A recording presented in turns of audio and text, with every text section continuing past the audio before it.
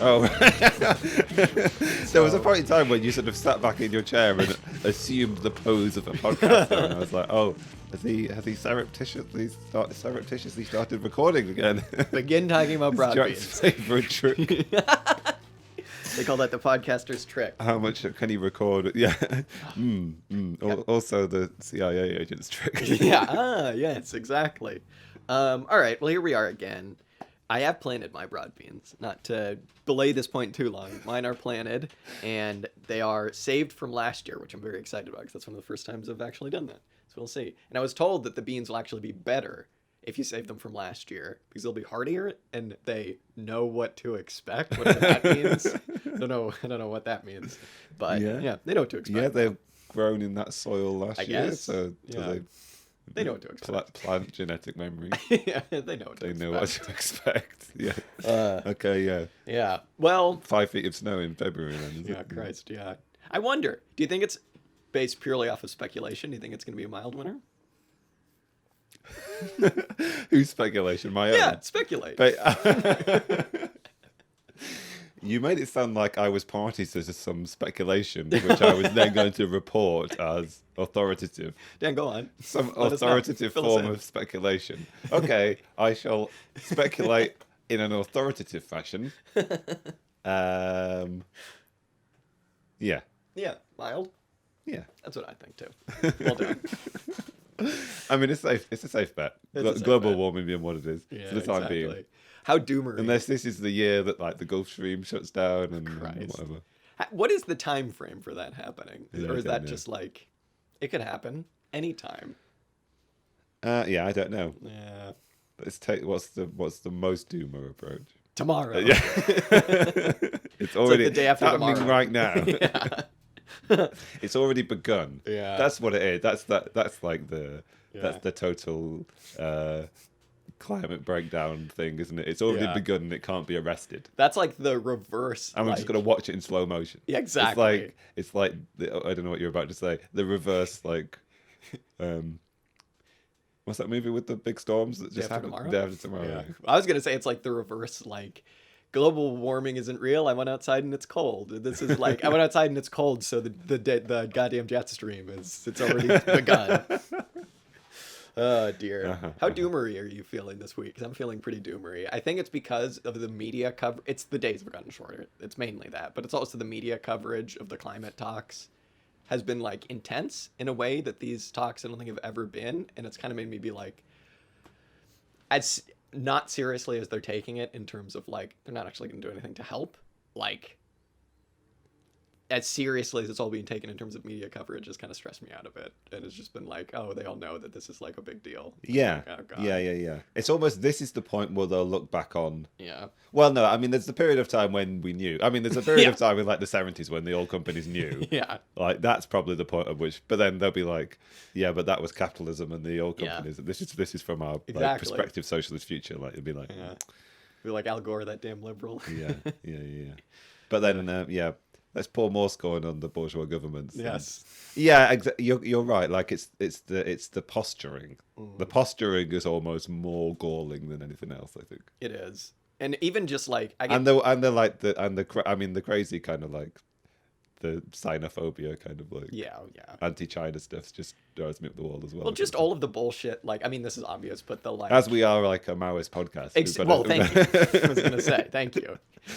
Just the like yeah. bullshit. You know, like the UK has agreed to be climate neutral by 2099 or whatever, and it's just like a dog could tell you that doesn't make any sense. You know what I mean? It's like, oh, you're climate neutral, so how? It's like, oh, we just put manufacturing somewhere else. So we put all of the carbon stuff somewhere else, and where it is, we complain about those countries for being like assholes. It's like, yeah.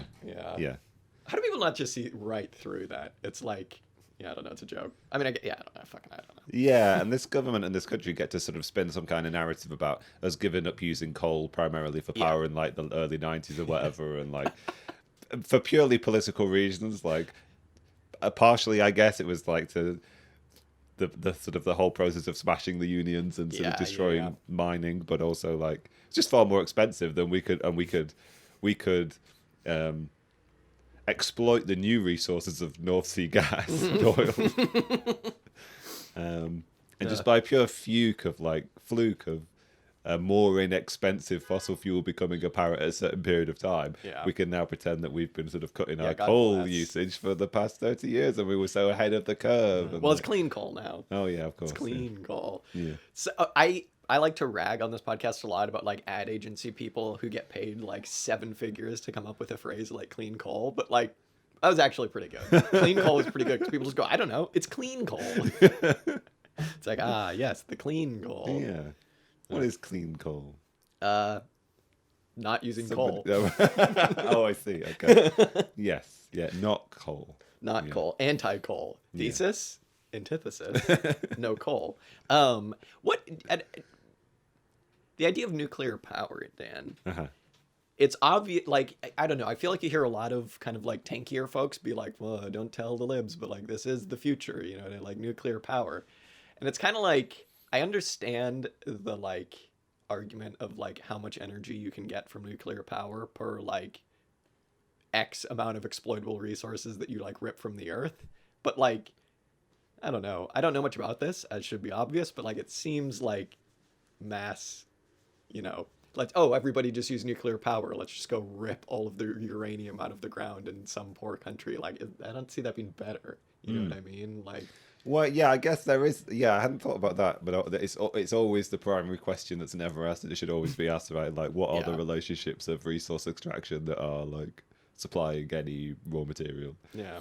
I don't know. I flip back and forth. I suppose sometimes I imagine it as a sort of transitionary process, like we need to get off fossil fuels quickly. Maybe it's an answer. Supposing that it's safe, the thing that's always stressed me out is just like we still have no solution to what to do with the waste.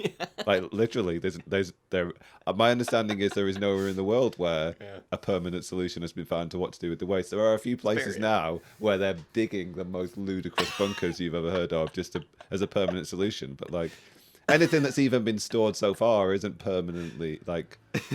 Yeah, I mean, it's just buried. I don't know. It's just like, buried, yeah. But like, you've really got to find like an assuredly geologically inactive place to put it for forever, basically. Jesus. I mean, I sometimes joke that like at some point in time, like the entire surface of the Earth will be resurfaced by the tectonic plates, and so we really don't have to worry about anything. Oh, okay.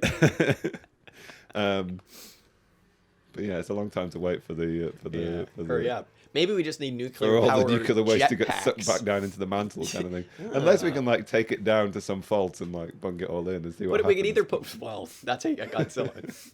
You could either do that, or you could just put nuclear powered jets on the edges of all tectonic plates and get them to move faster. Go faster. That's how we split California off from the rest of the country. Oh my God, it all works. It's the liberal dream. Well, that's the Star Trek. Well, I think in the Star Trek future there is some kind of like earthquake and like half of Southern California just falls into the sea or something. Well, falls into the sea. Did you ever see 2012? We might have talked about this on the show before. I did once or twice. Yeah. Classic watching that. They definitely made that movie for people from LA because most of it is like Melrose Avenue has been split in half and then like there goes LA and it just literally all falls into the sea. It's just like the people of LA cheer. Yeah, and they go woo. Such is the relationship of people from LA to the well, they're just like, take that, liberal Hollywood elites. What are you gonna do? Well, we had an interesting read this week, Dan. Speaking of the liberal dream, we read about fascism. Ostensibly, we found these essays. One, they're both by C.L.R. James. One was written in July, or published in July of 1940, called Capitalist Society and the War. And the next one was in May 1945, The Lesson of Germany. And ostensibly, I think we were looking at these to kind of try and talk a bit about what we talked about last week, which was revolutionary defeatism, and see how that could be applied perhaps to what C.L.R. James is talking about here, which is World War II. It wound up being a little bit different, I think. It wound up being like him kind of making part materialist analysis of what got everybody to Nazism and to fascism, part talking about imperialism, and then kind of only briefly really touching on the subject of revolutionary defeatism, and left us with some questions. One very large question, which we'll get to, but it was very interesting, I think, and I've not had much to do with like Marxist talking about World War II before. And so it was interesting. I think the closest that I've come, I was just telling you about this, was like back in my teenage years, reading that Howard Zinn book and on war or whatever. And it's, he kind of talks about like, whoa, dude, war like kind of sucks. And I was like, damn, dude, war kind of sucks. Give me some more Chomsky. But yeah, I know that Zinn was somebody who fought in World War II because he was like, hell yeah, let's go kick some fascist ass. Came back and was like, wow, shouldn't have done that. That really sucked. So this is interesting. C.L.R. James under the pen name of J.R. Johnson. Yeah, it was interesting. Not what I expected, but I think I enjoyed it. I enjoyed it a lot, yeah, and I certainly appreciated a lot of the sort of I don't know, what do you call it, historiography, I suppose, the history of this period that's particularly in that longer piece that was written in 1940. And also there were elements to the historical narrative and the historical argument that were presented that I was not familiar with.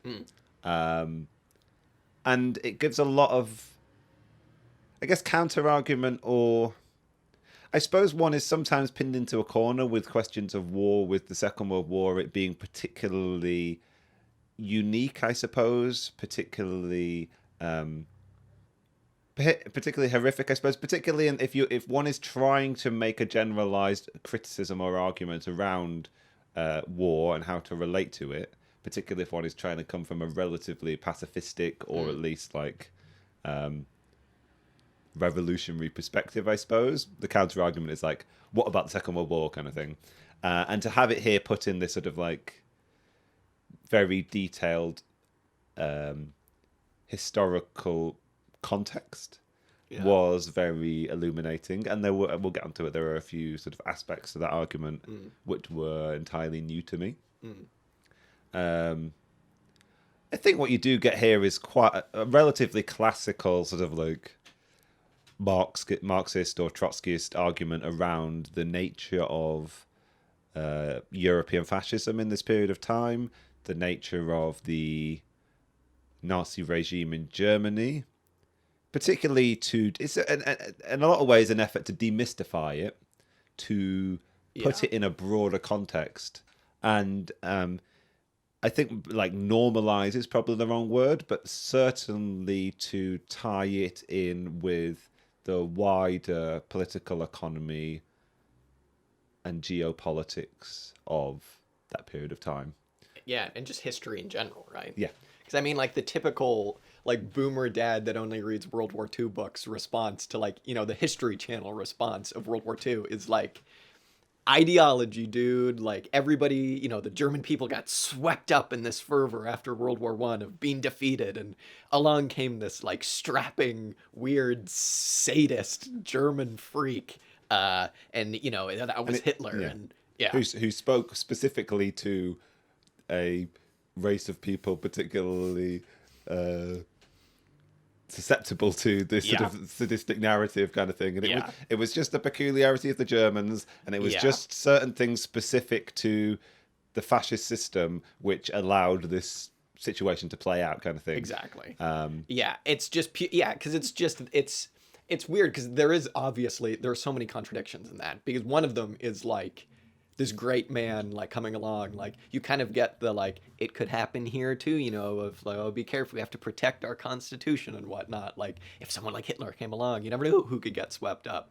But it's also just like, again, this like the German people, they hungered for something like this, and that there was just nothing else that could happen. Because as we all know, material circumstances don't play into history. It is just purely ideology. Hitler's ideas alone changed the world, of course. And why would we study? If we wanted to learn about how fascism came about, why would we study anything pre-1929? There's just no need. Yeah. The lesson of history is the Germans are the bad guys, right? Yeah, literally, that's the lesson. That's like the bourgeois lesson. It's like, watch the tricky Germans. I just remembered that Simpsons quote where it's like, all war is bad. This is Bart Simpson. All war is bad except Star Wars and World War II and the American War of Independence. There is three exceptions, I think. Exactly. Well, that's the typical, like, it was the last good war we fought. Like, that's what you hear in America, right? And C.L.R. James, like... What was the last good... Oh, right. The Second World War was the last good American war. Yeah. And they've been trying to relive that glory ever since. That literally. I mean, you can get any liberal to be like, okay, Vietnam was a mistake. Korea, what was that again? Okay, yeah, that was a bit of a mistake too. Mm-hmm. Okay, Iraq was a mistake too. But World War II, that was the good one. Yeah. I mean, I think you actually make an astute point there. I just wanted to wheel it back a little bit because I know you said we were looking for arguments around revolutionary defeatism as they apply to the Second World War. And C.L.R. James in multiple places does espouse a kind of like revolutionary defeatist position toward the Second World War, certainly. But the thing in this piece, which is more prominent as an offshoot from last week's reading from Mike McNair, is this idea of imperialism as the sort of highest form of or well, what did Lenin call it? The highest form of capitalism, at least. In this, C.L.R. James is willing to consider what the next form of capitalism would be. It's interesting, that 1940s piece is almost written with a view to the idea that Nazi Germany is going to win. And so much of the speculation in that is around what will happen afterwards or what the consequences of that will be, which I found quite interesting as a sort of counter history or whatever, an alternate history kind of discussion. But there is an extent to which so much of his analysis is couched in the idea of this being an inter-imperialist war, and this kind of war becoming necessary because of the internal contradictions of capitalism, as was the case with the First World War. He's suggesting that this is exactly the same to be the case with the Second World War. And obviously, one of the things we'll get onto, I guess, was the end of the article when he's talking about it. The end of the article is considering, in consideration of Germany being the likely victor, he's speculating on the likelihood of further inter-imperialist conflict in the future. Whereas when you were just sort of giving us the rundown of all of the American interventions of various sorts, like these weren't necessarily inter-imperialist conflicts. They were conflicts which support, unless you sort of consider like pseudo-war, the Cold War between the USSR and the US being inter-imperialist, but like largely they were wars fought to protect or further a sort of neo-colonialist the needs of the USA from a neo-colonialist perspective, where this is kind of like the death knell of the colonialist era, the imperialist era kind of thing. Yeah. I mean, it's interesting too on that point when he kind of talks about how this all came about, because he is basically just saying that fascism, right, is just like it's capitalism. And like in some of his other essays he talks about like, what should you do right now in 1940? You should not go fight in this war. You should stay home and you should try and build socialism, because you're either going to fight for capitalists, you know, like what America will be in the future, i.e. to him, like fascism, or you're going to fight for like America now, which is just capitalism, like kind of like, you know, a couple decades before what happened in Germany.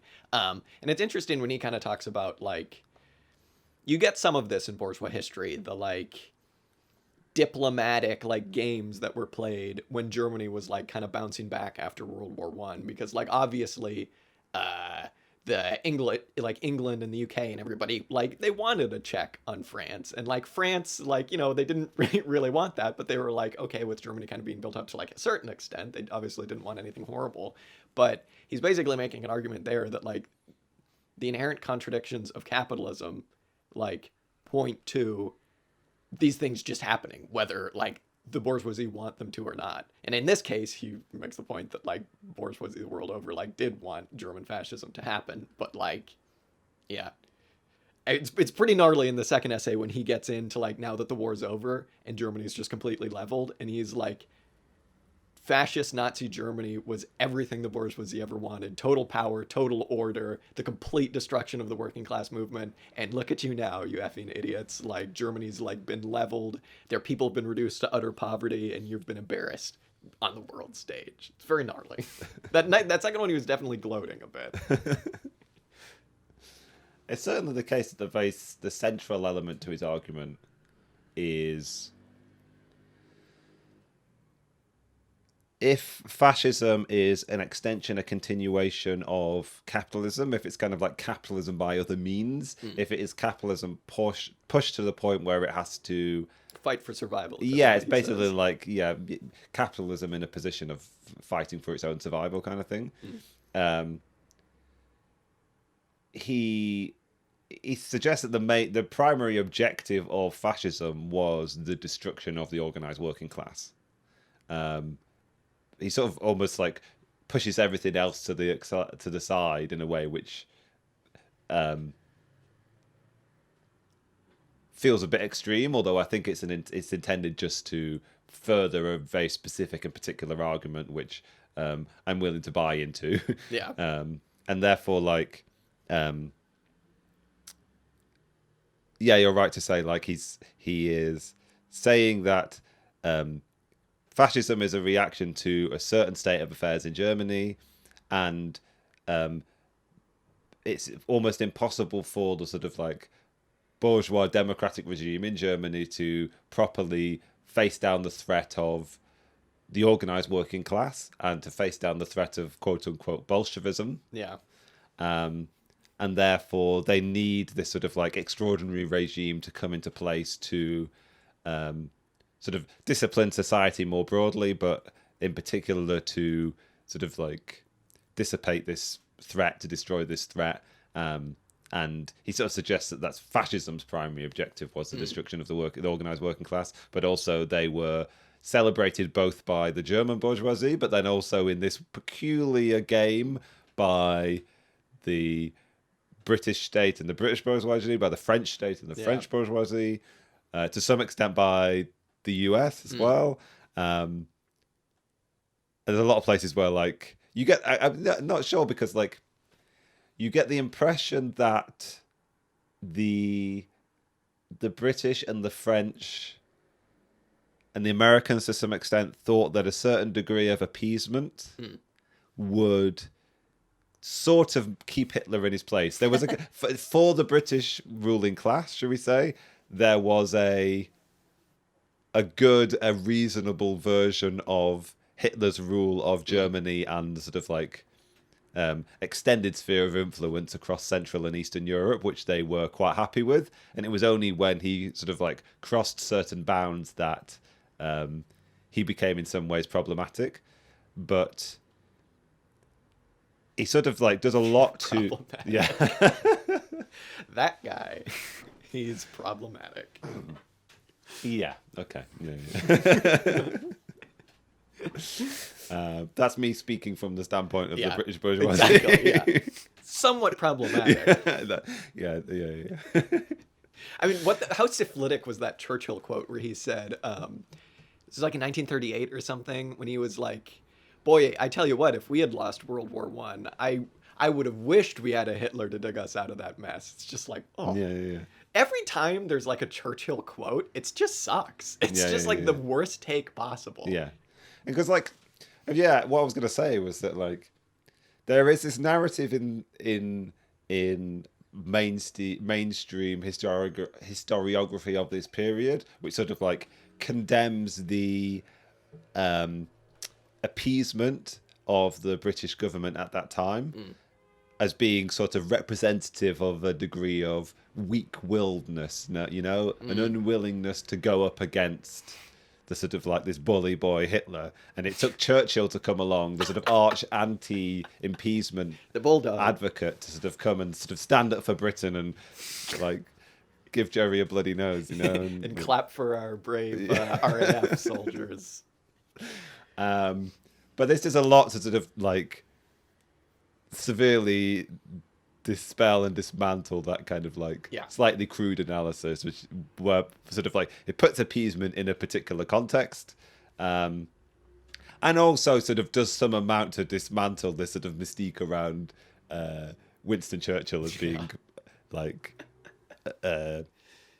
entirely anti-fascist, anti-Hitlerist. I mean, there is that quote exactly about like, I don't know whether it's in regards to the end of the First World War or whether they should they lose the Second World War, he's hoping that maybe hopefully Britain can find a Hitler to restore the honor of Great Britain, you know, kind of thing.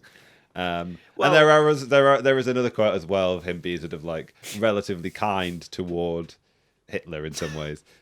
So there you go. He's gross. Yeah. To be fair though, I did like that there was a bit of nuance, because like when we read that first part of The Devil's Chessboard, there was not much nuance in this analysis. It was purely like the American ruling class, other than a couple of old school New Dealers, like wanted Nazism, and they were like, hell yeah, here's a barrier against Bolshevism, and one that we can make money on by doing Fanta or whatever, right?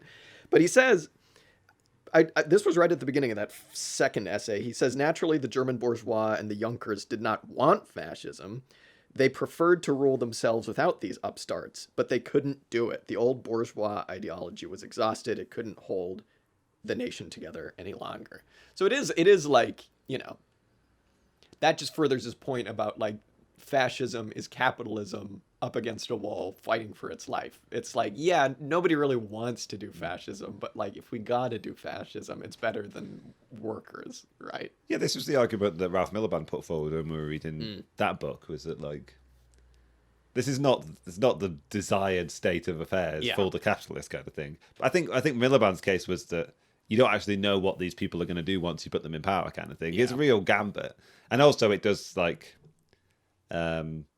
disrupt in a lot of ways the functioning of capitalism. I mean, one of the features of fascism was that German Nazi fascism was that it not severely, but it put in place limits on the degree of profiteering that could be done by capitalists. I mean, it guaranteed profits. In a lot of ways, it sort of like stabilized the system, and it's authoritarian, right? It kind of like it used a degree of authoritarian control. It guaranteed certain profits to capitalists. But at the same time, like extracted certain dividends from capitalists to pay for its sort of expansionist jobs program, and primarily for its sort of military expansionism. And then it used its suppression of the working class to increase the profitability of German capitalism by reducing the wages that were given to the German worker. So therefore, it did do something to like it both curtailed the free operation of the German capitalists, but was also like, don't worry, we are intending to try and preserve this system, like we do want to maintain German capitalism. Yeah, like, don't worry, guys. Yeah. I mean, this is his whole idea, right, where he puts fascist Germany into its historical context by going like way far back, because he's like, okay, what has Hitler done? The Blitzkrieg for the military and the Blitzkrieg for the economy, basically. And then he goes on to have some other Blitzkrieg analogies, but he basically says that like, because Germany was never as inherently wealthy as like this island nation, basically like on the Atlantic, and France that had all of these Atlantic ports, it could never like develop capitalism in the same way. And he says that like, it had to be statified or whatever from like a very early stage. He says something along the lines of like, German capitalism grew up since its infancy, like protected by tariffs and protected by all this different stuff, and they had to be fairly self-sufficient, or at least more so than like England could afford to be, right? And so he says that like, Hitler just inherited this like militaristic apparatus as well as like the economy, right? That was in place going back a very, very long time. So it was very easy to have this like fascist merger of, the corporate state, basically. And so that again just dispels this idea of Hitler being this like wonderkind who is able to come along and like, rise Germany from the ashes. And it makes you think like, did Churchill just not get that? Did he not recognize that? Or was he just being cheeky? Like, I don't know. It makes no sense. I mean, again, just speaking about like this idea, this like fetishizing of Hitler as like this, super guy. Like he does something awesome, which is where he compares him to Napoleon, which is kind of weird a little bit, because he was like damn Napoleon, there was a real one, right? Like Napoleon went around spreading bourgeois ideology all over the place, and he did it through pure like strength of will. And that's like, all right, Sailor James, like calm down a little bit. But he's basically making the point that like Napoleon got to where he was after like the Italian campaign, where he showed what he could do, and that he was like a legitimately talented general and a legitimately talented statesman once he got to that place. And he was like a born leader of people or whatever. But Hitler was not that at all. He says, look at where Hitler was a year before the first coup. He was just like a house painter and like a schmuck. And like, sure, he had this ability to like speak to people and like do good speeches or whatever, but like that's not going to raise the German state from like where it was or whatever. So he basically says that like that speaks to nothing if not the bourgeoisie like fully supporting him and using these stormtroopers as just, you know, a way to just batten down the working class. Like these stormtroopers didn't just work for free. They were all paid for, and they weren't paid for by Hitler. So I think that's just basically his way of saying, you know, calm down, people who like really liked Hitler, like a Churchill, or even like the post-war like Americans looking back on it and being like, he was a bad guy, but you know, he was able to, you know, whip up these people into a big frenzy, because that just ties into the ideology of not having to look at the material circumstances at all and just blaming it on Hitler, being like, don't look at the workers' movement, don't look at any of that. Yeah. I mean, he describes Hitler as a social phenomenon, right? Like, yeah. He is an extension of social life of, or the sort of, I guess, the political, economic, social life of Europe at the time. It's not even specific to Germany, right? Like, but he's saying that like he is basically put in place by German conservatives who are sort of like losing control of the situation. He says that actually Hitler's power within Germany over his constituency, I suppose, his sort of electoral base and his significance to German politics had already started to wane by like 1932, and he was basically rehabilitated and put in place by German conservatives in 1933. And there's an extension to which his mystique and his power is also built up by the way that the broader European and sort of global powers relate to him at the same way, kind of thing. So he's definitely portrayed in this essay as sort of like somebody who is thoroughly enabled by the sort of society and the power establishment around him, both nationally and internationally. There's an interesting essay I read a long time ago. I think it was by Jung, and it's him talking about powerful people, right? And we kind of came across this in The Devil's Chessboard, because he was like the shrink for his mistress, for Alan Dulles' mistress, which was very odd. But he's talking about Hitler, and he's talking about his wife as well, wasn't it? And his wife as well. Very odd. Very odd. Young, weird guy. It's very, very. I don't know. It's very sort of like classic European turn of the century bourgeoisie, I think. Yeah, it is. Yeah. It's very classically like it's a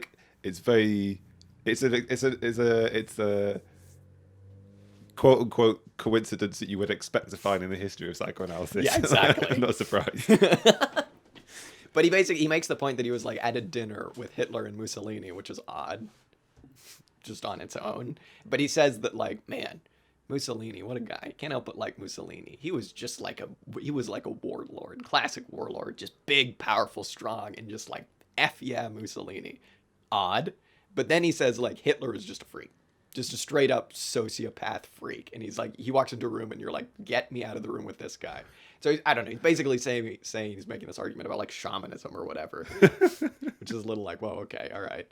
But I feel like Jordan Peterson makes a lot more sense to me after that discussion. It's our values, Dan. This happened because they got rid of their values.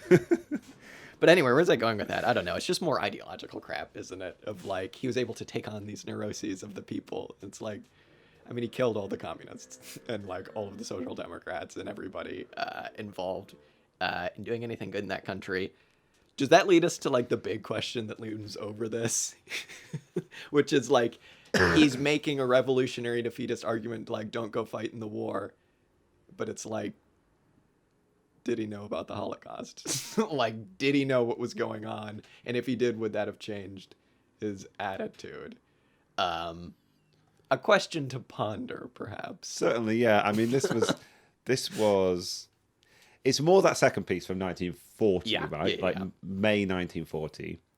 And he says that certain things which downplay the unique horrors of Nazi Germany, particularly in comparison to the Soviet Union. He's also almost making a case that like the Soviet Union in some ways is worse. Yeah. Now, specific to the argument that's being made in that section, I think we sort of understand what he's going after, right? Basically, all he's trying to do is he's berating the so-called sort of defenders of democracy in the West, the US, sort of France, the UK, for the types of alliances it makes with authoritarian rulers and demagogues and what have you. And they'll be like, they will flit back and forth between allying with whoever they please. And like, it's indicative of their sort of like immorality or their sort of like hypocrisy, I suppose. Yeah, kind of thing. And they know it. It's kind of what he's saying. Yeah. So we kind of understand what argument it is that he's trying to make. Yeah.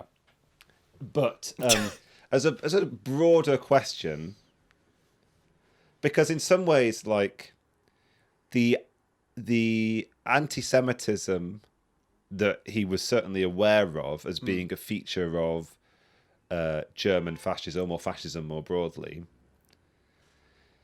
it's almost like he chalks it up to some degree of peculiarity to the sort of ideology of that underpinned German fascism, which allowed it to take hold of German society in the way that it did, which allowed it to achieve its ultimate aim, which is stabilizing capitalism, destroying the organized working class. Now, from a certain standpoint, I agree with the argument that he's trying to make, right? But it's almost like from a specific standpoint of looking at it in terms of the question of the sort of historic unfolding of the capitalist mode of production and its various crises, and what capitalism and what the sort of organized factions of capitalism will do to stabilize the system to preserve their profits and their viability. Sure, it's a really sound argument. They will make an ally with whoever. They'll make pacts with whatever devil, and it's certainly sound argument a sound argument to say to look at German fascism and not see it as an aberration in relationship to the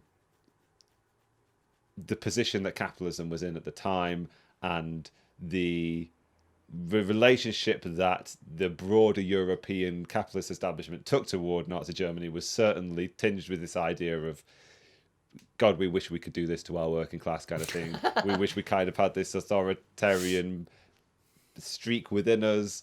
We recognize that the German working class, the German organized workers movement, was a threat more broadly to European stability, and we're grateful that somebody's come along and done it. Yeah. But yeah, I guess my general question is, can you keep the two apart in terms of like that narrative around the relationship of fascism to capitalism, and but at a certain point, does the reality of the horrors of the Holocaust gain such preeminence in our vision that sort of like the argument that C.L.O. James is trying to put forward falls apart in some way, or if not, how do you reconcile the two, kind of thing? Yeah, I mean, I don't know if that just really even gets down to like the big question, which is like, he's pretty gung-ho about being like, don't fight for the capitalists to fight the other capitalists. Sure. And it's like, okay, dude, now what do you think? Because it's like, I mean, I don't know what to extract from this in relationship to the question of defeatism. Yeah. Well, I think there are several other essays he wrote before this where he is like, don't do it, stay home, fight for socialism here. Which would seem to be a very level-headed thing to say, perhaps, if that's what was happening, if that's all it was. But it's like, I don't know, if you're in, say, like Vichy France or something, like, when are you going to be like, okay, it's okay to fight with the capitalists because, like, get these motherfuckers, like, out of where I live, right? To say nothing of the fact that it was, like, mainly, like, left-wing underground organizations that did the majority of the fighting there. But it's a bigger question where it's like, look at this atrocity that's going on. It's okay to, like, make a decision to fight with the American capitalists to, like, stop the Holocaust, you know what I mean? And that isn't exactly what he's putting forward here, but I'm just saying that it, like, opens us up to that question, because it's like, it is okay at a certain point to fight with capitalists if something, like, much worse is going on. But it's always a hindsight argument in this instance, because although the unfolding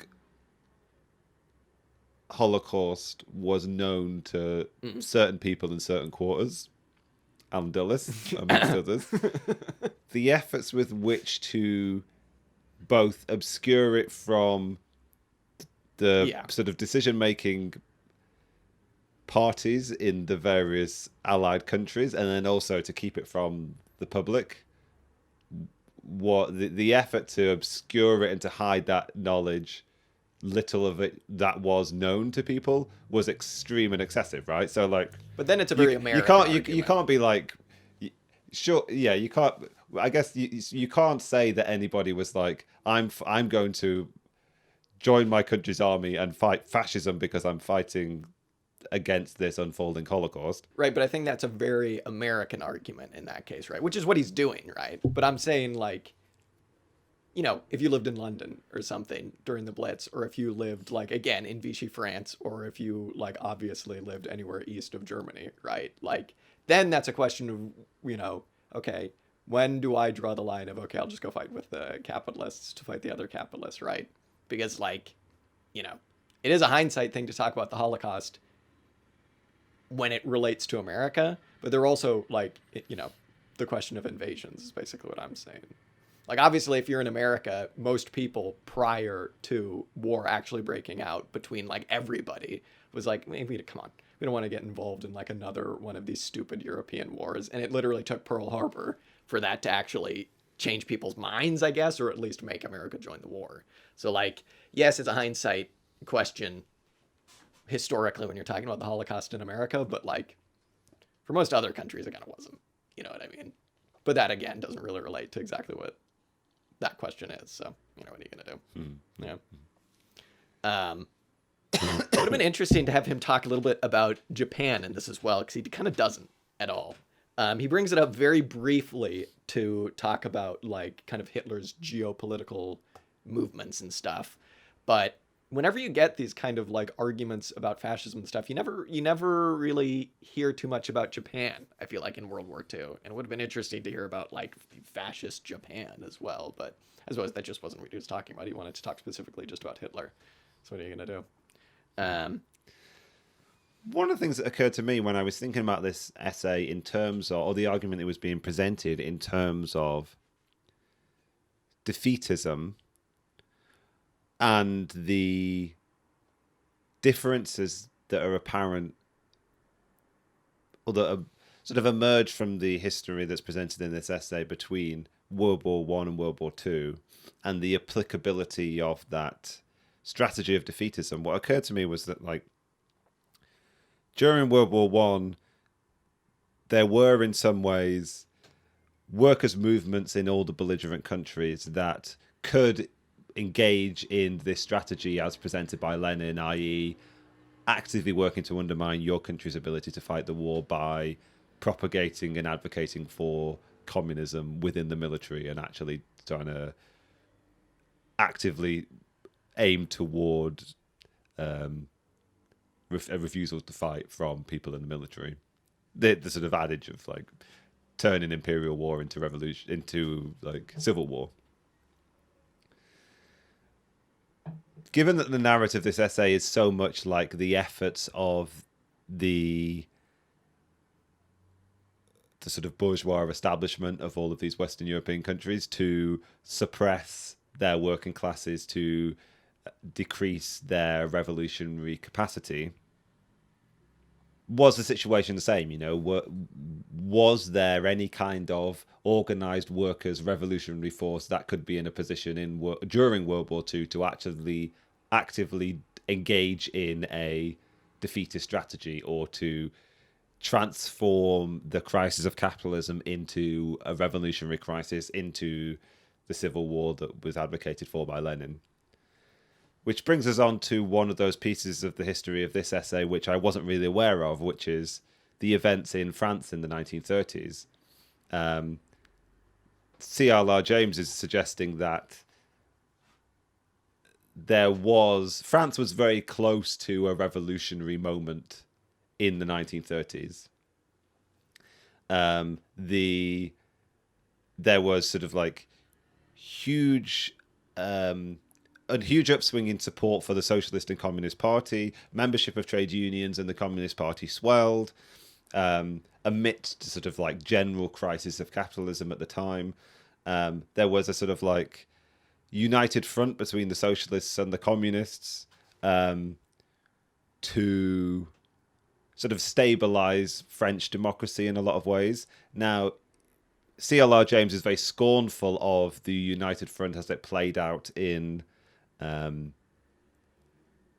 at the time, basically because what it led to was the united force of the communists and the socialist parties actively deflating the revolutionary energy of the masses at a certain crucial point, and turning the united front towards being something which is designed purely to preserve French democracy, and not to transition it into some kind of broader revolutionary period of time, revolutionary phase, or what have you.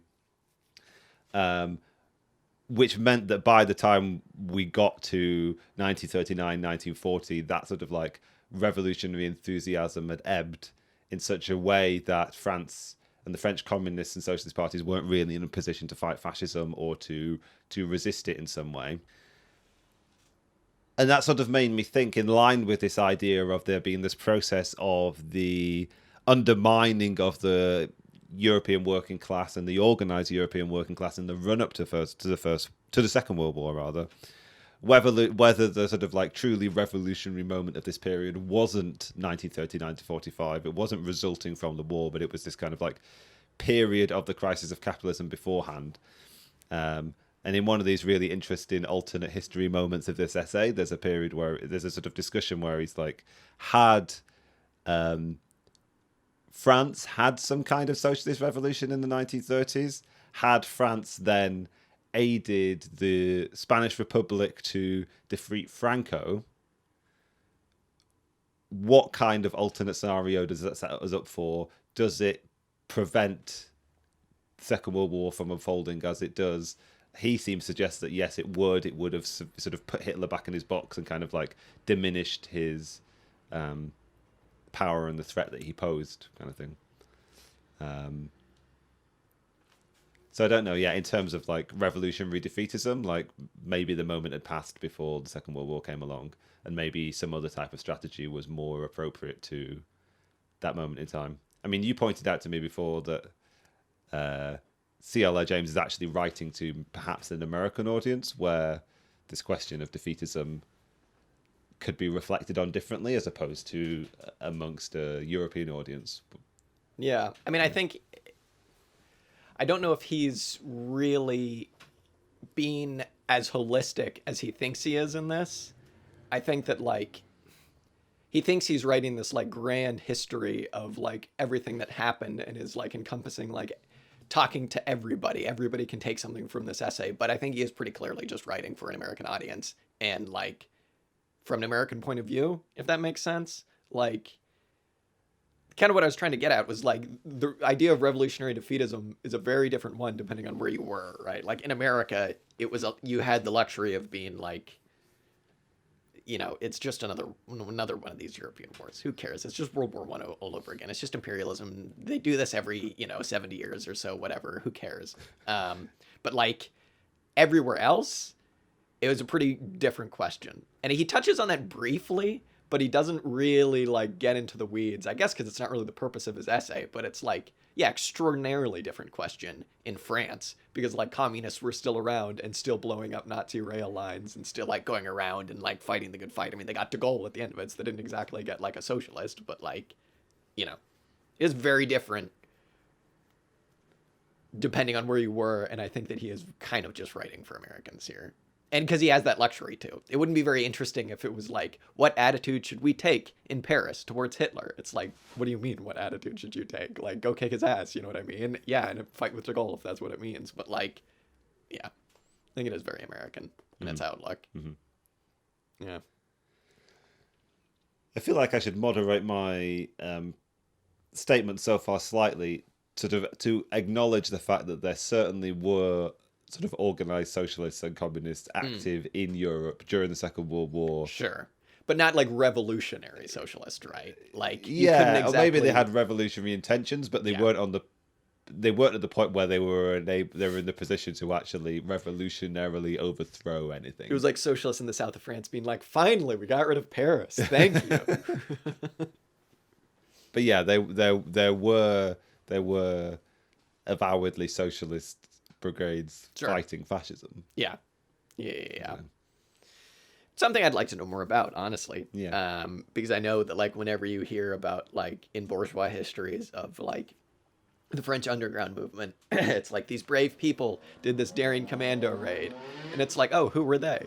And so they're like, they're the communists that were still around in France. It's like, oh, okay, all right, cool. Yeah, that's sort of like the French resistance gets all the sort of like celebratory praise. Yeah. Oh my God, I went to in Paris. They have this. What is the military museum called? I think it's called Invalides, and I hate to say it kind of kicks ass. It's like actually kind of cool, but like the French resistance rooms are just like, oh, you want to rip your hair out, because it is purely just like, here's another picture of de Gaulle. There's de Gaulle again. There's de Gaulle, and like over loudspeakers, it's just de Gaulle giving like radio speeches nonstop, really loud, and it's just like, oh my God, Jesus goddamn Christ. Yeah. No museum for the partisans. I'm sure there must be somewhere. Probably. Yeah. How it was the way he starts off one of these essays is he talks about to frame his point about like it's all capitalism, dude. He says that was it that Germany allowed France enough of an army to maintain its hold on its colonies? That was brutal. That was so brutal. He's like, on this, you can see that they agree. And then he's like, and they also agree on much more. That was brutal, dude. Oh my God. Well, that's his whole thing about this being another inter-imperialist war and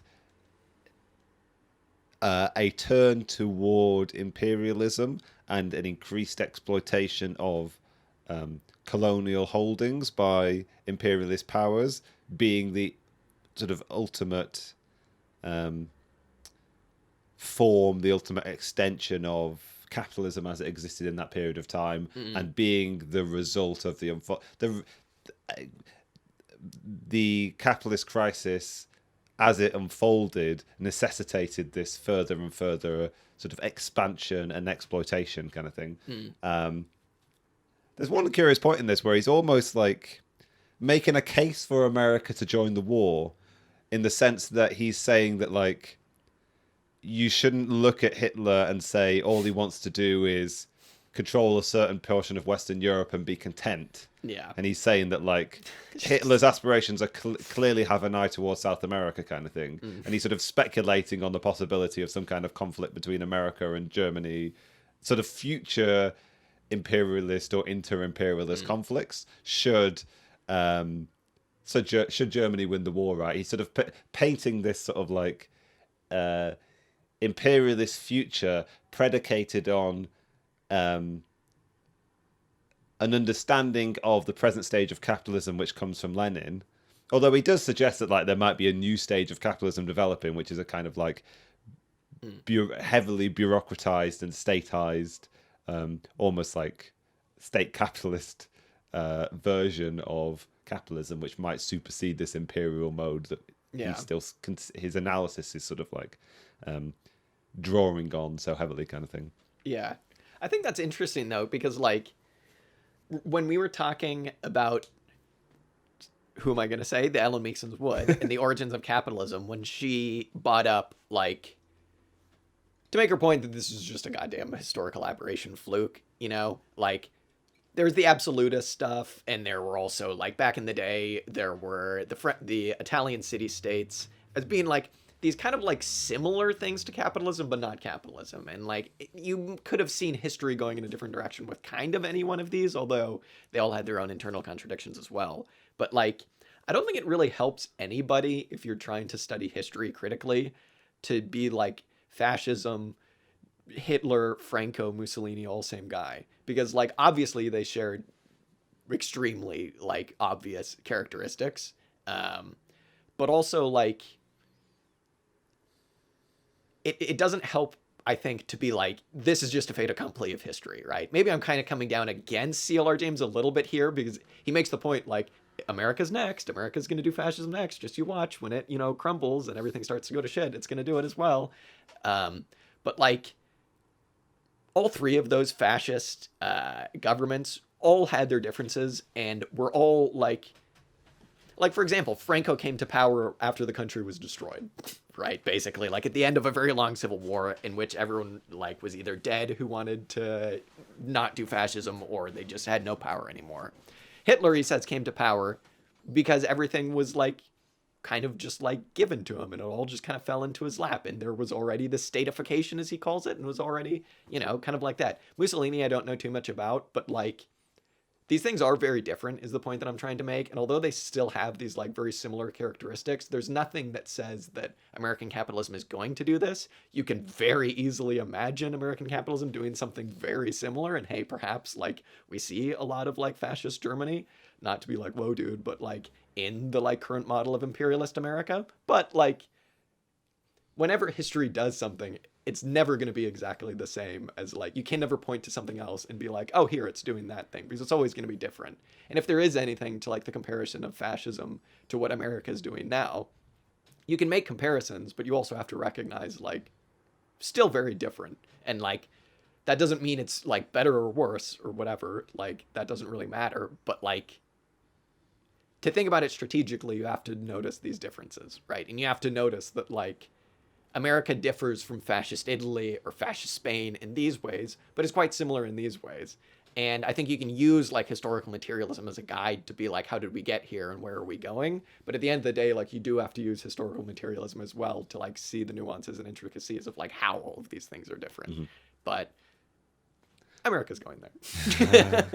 Oh, it feels like it's an extension of the question of, like, continuity and change in the analysis of history. There's another sub-level of that, which is, like, what things are analogous and at what point do they differ? And I guess it's the question is, what level of analysis are you doing, kind of thing? What degree of generality? And at a certain point, all generalities break down when you face the sort of next level of specificity as you sort of look more closely, kind of thing.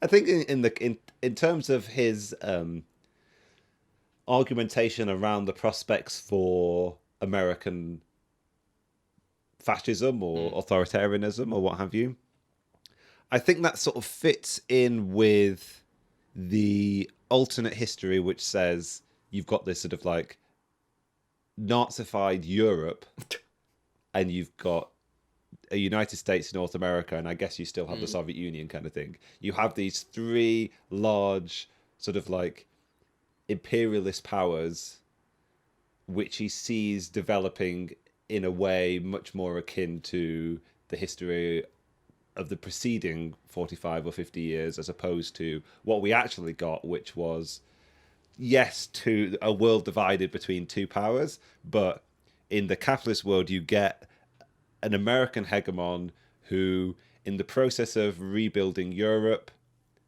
is put in this incredibly powerful position of, like, having expanded all this capital on fighting a war, but not actually suffered any of the resulting destruction from war, and is now in a position to exploit this unique position in capitalism whereby there's all this work to be done rebuilding, and it leads to this enormous economic boom.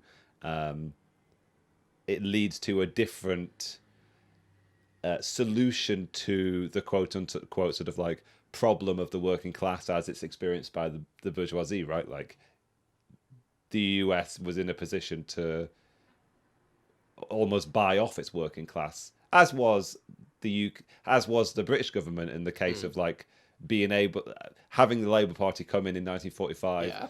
using the proceeds of imperialism to fund the building of the welfare state and the NHS kind of thing. So you have this different history that unfolds, and had history unfolded in some other way, maybe there is a sort of route toward American fascism that wasn't. I mean, I guess the underlying idea is that like fascism or resorting to some kind of similar or analogous authoritarianism is never above and beyond Sure.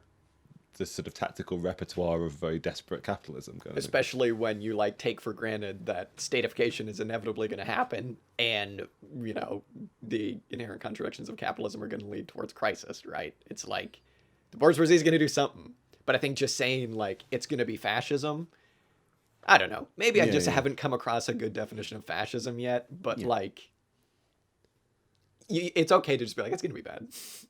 Because you're just opening yourself up to being like, really? America's as bad as Hitler? You know what I mean? When it's like, sure. come on. You know what I mean? Like, it's just the crises of capitalism. Yeah. I think what he means by fascism is just authoritarian capitalism. Yeah. But yeah, you're right that we should look into we should develop our understanding of fascism. What it means as a political ideology. Yeah, because I know Mussolini was just like, it's just state and corporate. That's fascism. And it's like, well, you're just describing what happens under capitalism. It's like when you run out of like the free market or whatever. I think there is a broader argument to be made, I suppose, or an observation to be made of sort of, I guess I want to sort of like generalize wildly and say sort of like the development of Trotskyist theorizing. Right. I wanted to blend theoretician and theorizing. No, in terms of like, or maybe it's like broad. Maybe it's more broadly indicative of revolutionary and Marxist theory in decline in some ways, where you get very stuck into a particular mode, and what you expect from the future is very similar to your understanding of the past. I certainly know that it's possible to level against the sort of like organized Trotskyism of that period as being seeing the world on the cusp of a revolutionary moment similar to what it was in 1917, 1918, 1920, that it just sort of wasn't.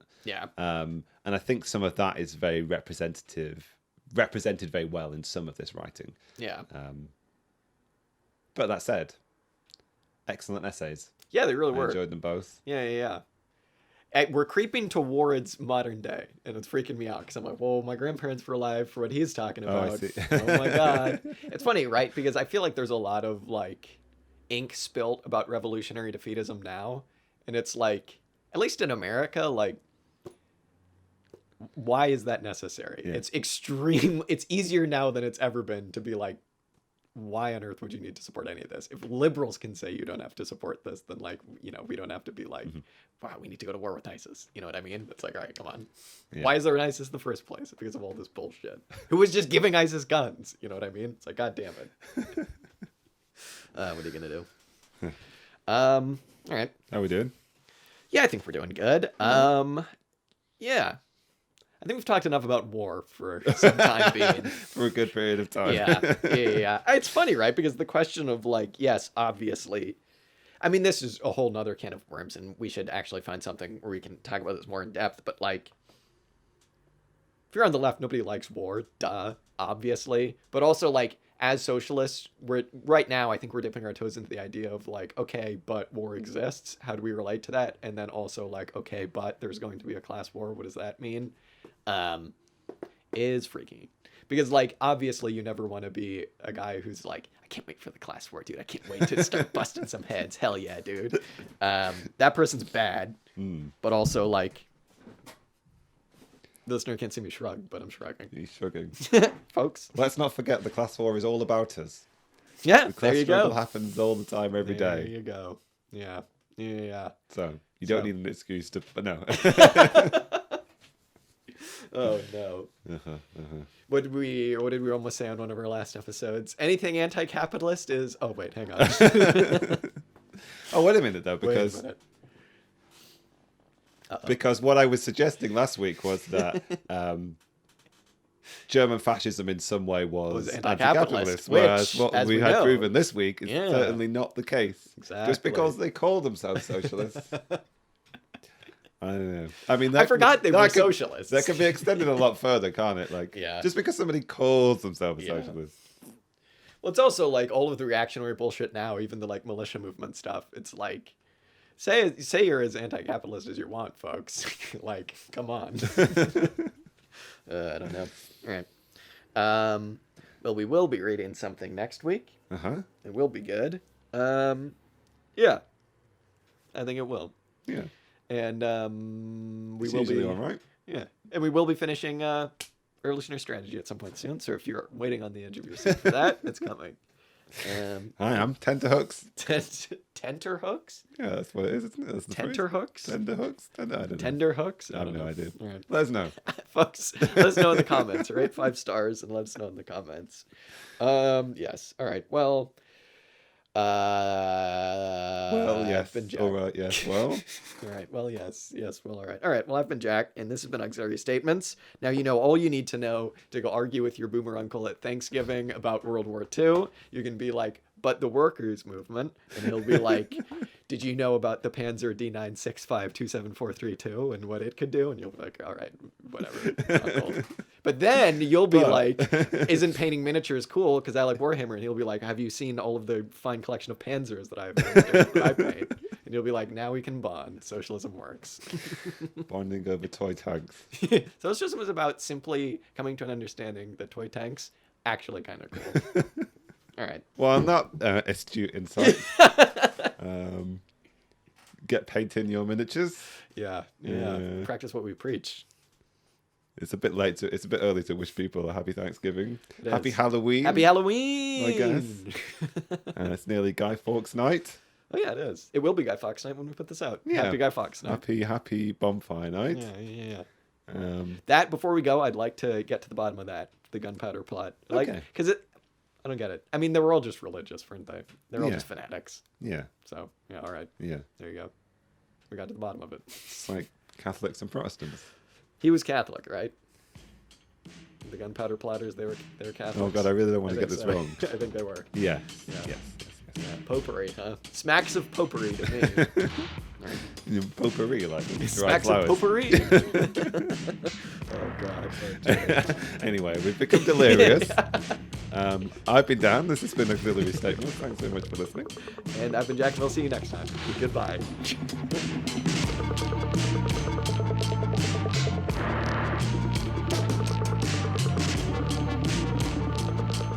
The music you heard this episode was Music to Kill Bad People To by King Gizzard and the Lizard Wizard. If you like this song, you can check it out and much, much more on their Bandcamp at kinggizzard.bandcamp.com. Be sure and follow us up on Instagram, Twitter, and Facebook.